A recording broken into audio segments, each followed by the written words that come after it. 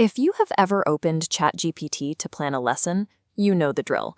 You type in your topic, hit enter, and receive a massive, unreadable wall of text that would take longer to edit than to write from scratch. Generative AI is incredibly powerful, but it defaults to broad assumptions. An AI tool is only as effective as the specific instructions you give it. To fix this, we can take a framework you likely already use for professional development, the SMART framework, and re-engineer it to control your AI outputs. Instead of passively accepting whatever the AI decides to generate, applying these 5 constraints forces the system to operate exactly within your precise teaching parameters. Let's look at how these letters translate. S stands for specific. This is your exact topic or focus. M is measurable. In prompting, this means dictating the exact quantity of output you want, like 3 distinct questions or 2 paragraphs. Next, we add the constraints. A is achievable, meaning you define the student's current ability level.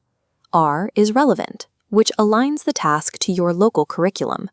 And T is time-bound, stating exactly how long the task should take to complete. That achievable step is the most frequently missed constraint. Without it, the AI will default to overly academic language that doesn't match the literacy levels of your students. Let's put this into practice by building a source analysis activity focused on this Uncle Sam World War I recruitment poster. We start by stacking our measurable and achievable constraints. We will ask the AI for exactly 3 questions, targeted at Year 9 students who have 0 prior experience analyzing primary sources. Finally, we lock in the relevant and time-bound rules. We instruct the system to align these questions with the state curriculum standards and design the activity to take exactly 15 minutes. By locking in all 5 constraints, the AI cannot generate a generic list of facts. It has to create a targeted, age-appropriate task that fits into your lesson structure. Think about your own subject area for a moment. How would you mentally map those 5 steps to generate a simple 10-minute recap quiz for your next class? In science, compare a vague instruction to a SMART prompt for a Year 8 quiz. The SMART version specifies a 10-minute lesson starter on the particle model for students who have just finished a 3-lesson sequence. In English, the pattern holds. You can command the AI to write 2 scaffolded essay questions on power and hysteria in the Crucible, suitable for Year 10 students, and expected to take exactly 45 minutes. When you type these instructions, formatting matters.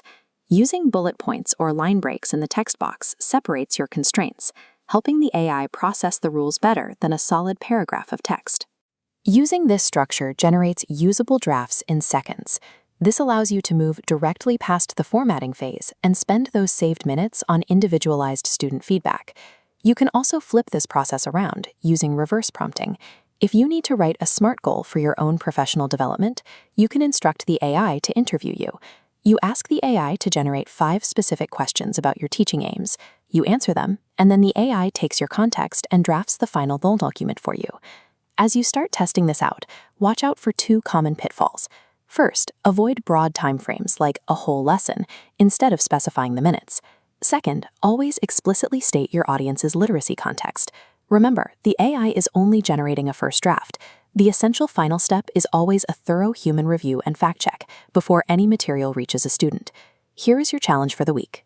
Pick one upcoming task, whether it is a marking rubric, a short quiz, or a source analysis, and write a SMART prompt for it.